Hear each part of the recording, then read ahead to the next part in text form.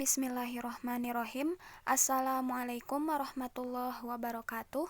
Perkenalkan, nama saya Tasya Nurul Azizah dengan nomor NIM 1908102020 dari kelas 4C jurusan Pendidikan Bahasa Arab Fakultas Ilmu Tarbiyah dan Keguruan IAIN Syekh Nurjati Cirebon.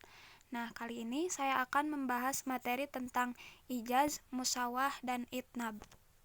Nah, langsung saja kepada pembahasan yang pertama, yaitu pengertian ijaz. Nah, di sini ijaz secara leksikal bermakna meringkas, sedangkan dalam terminologi ilmu balaghah, ijaz adalah mengumpulkan makna yang banyak dengan menggunakan lafaz yang sedikit, akan tetapi tetap jelas dan sesuai dengan maksud pengungkapannya.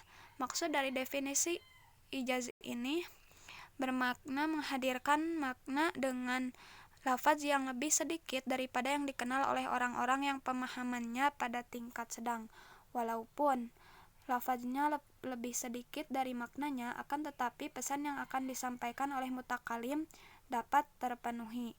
Suatu ungkapan yang singkat dan tidak memerlukan banyak kata-kata tidak dikatakan ijaz jika pesan yang disampaikannya belum terpenuhi. Nah, efisiensi kata-kata ini dilakukan dengan tetap memenuhi makna sebagai tujuan utama dari suatu tindak tutur. Contoh ijaz yaitu khudhil afwa wa'mur bil urfi wa a'rid 'anil jahilin, yang artinya jadilah engkau pemaaf dan suruhlah orang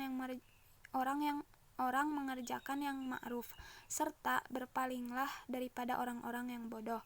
Quran Surat Al-A'raf ayat 199. Nah, ayat di atas cukup pendek dan kata-katanya sedikit, akan tetapi mengandung makna yang luas, serta menghimpun akhlak-akhlak mulia secara keseluruhan. Nah, untuk selanjutnya yaitu pembagian ijaz. Menurut Imam Al-Akhdari, ijaz terbagi menjadi dua, yaitu ijaz al-hadf dan ijaz qasar. Yang pertama, ijaz al-hadf. Ijaz al-hadf adalah meringkas pengungkapan kata-kata dengan tidak menyebutkan suatu lafaz atau kalimat. Jadi, dalam ijaz al-hadf ada lafaz atau kalimat yang tidak disebutkan atau digugurkan. Contohnya yaitu was'alil qaryatal lati kunna fiha, yang artinya bertanyalah kepada desa yang pernah kami diami. Quran Surat Yusuf ayat 82. Pada contoh pertama tidak disebutkan lafaz ahli, yang asalnya itu was'ali ahlil qaryah, karena seseorang tidak mungkin bertanya kepada desa, tetapi seseorang akan bertanya kepada penduduk atau orang-orang yang berada di desa tersebut. Yang kedua yaitu ijaz al-qasar, yaitu mengungkapkan kata-kata dengan susunan lafaz yang sedikit dan ringkas, tetapi memiliki makna yang luas dan padat, atau maknanya lebih luas dari susunan kalimat. Nah, contohnya yaitu ala lahul khalqu wal amr, yang artinya ketahuilah milik Allah segala penciptaan dan urusan. Quran Surat Al-A'raf ayat 54. Kata al-khalqu yang artinya penciptaan dan kata al-amru yang artinya urusan mengandung makna semua atau segala hal yang berkaitan dengan penciptaan makhluk dan urusannya, seperti hidup, mati, senang, bahagia, dan lain-lain. Itu sudah terkandung dalam makna ayat ini. Nah, yang selanjutnya yaitu pengertian musawah. Musawah adalah mengungkapkan kata-kata yang sesuai antara lafaz dan maknanya, tidak lebih dan tidak kurang. Jika salah satu dari suatu lafaz dalam kalimat tersebut dikurangi atau dibuang atau tidak disebutkan, maka akan mengurangi maknanya.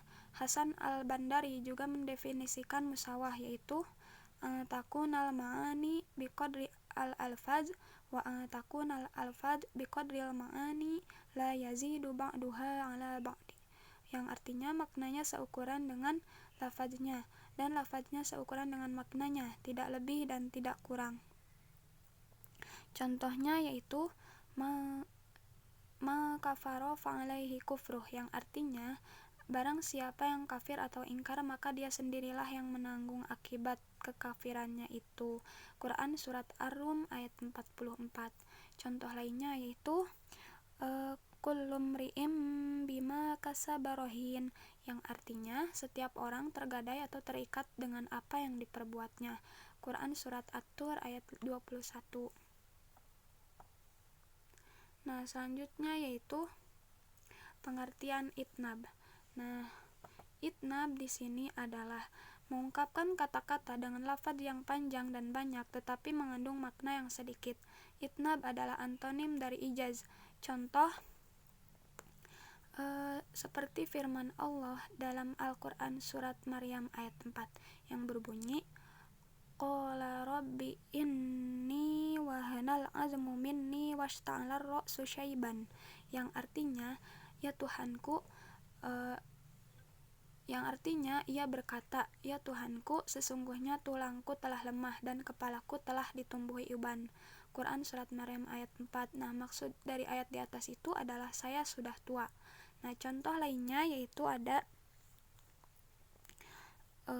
Rabbi ghfirli wali walidayya waliman dakhala baitiya mu'minan walil mu'minina wal mu'minat, yang artinya ya Allah, ampunilah saya dan kedua orang tua saya serta orang-orang yang memasuki rumahku dalam keadaan beriman, baik orang yang beriman dari laki-laki atau perempuan.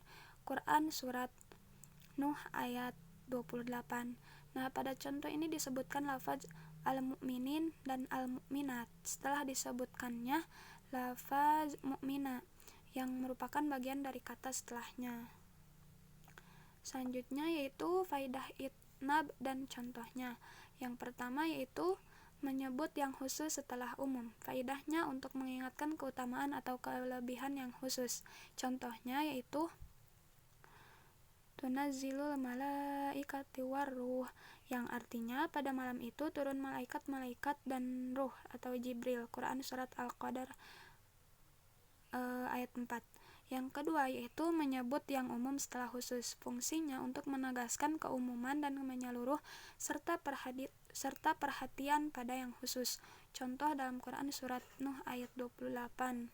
Yang ketiga yaitu al-idah ba'dal ibham, yaitu menyebutkan lafaz yang jelas setelah kata yang samar. Faidahnya yaitu untuk penyebutan lafaz yang bermakna jelas setelah disebutkannya lafaz yang bermakna samar. Contohnya yaitu hal ataka haditsul ghasyiyah wujuhu yawma idzin khashi'ah, yang artinya sudah datangkah kepadamu berita tentang hari pembalasan, banyak muka pada hari itu tunduk terhina. Quran Surat Al-Ghasyiyah ayat 1-2. Yang keempat yaitu tikror atau pengulangan. Faidahnya yaitu untuk menegaskan suatu makna dan untuk mengetuk jiwa pendengarnya terhadap makna yang dimaksud untuk menghindari kesalahpahaman, karena banyaknya anak kalimat yang memisahkan unsur pokok kalimat yang bersangkutan. Contohnya dalam Quran Surat At-Takasur ayat 3-4.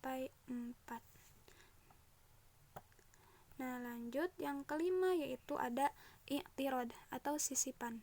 Faidahnya untuk mendoakan, mengingatkan, mengukuhkan, memuji, memohon dan lain-lain.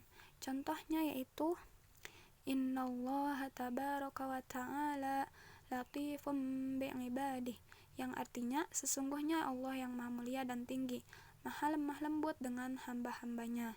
Yang keenam yaitu tajzil, ialah mengikutkan kalimat pada kalimat lainnya, padahal kalimat lainnya yang mengikutinya itu mencakup makna yang terkandung dalam kalimat yang diikutinya itu. Yang ketujuh yaitu igol, yaitu mengakhiri kalam dengan lafaz yang memberikan suatu faidah yang seandainya tanpa lafaz itu faidah kalam sudah sempurna, seperti makna mubalaghah. Contohnya dalam Quran Surat Al-Baqarah ayat 212. Nah, yang terakhir yang kedelapan yaitu ihtiras, yaitu mengungkapkan kata-kata untuk memperjelas suatu kalimat, untuk memperjelas makna suatu kalimat yang mungkin mendapatkan celaan dari pendengar.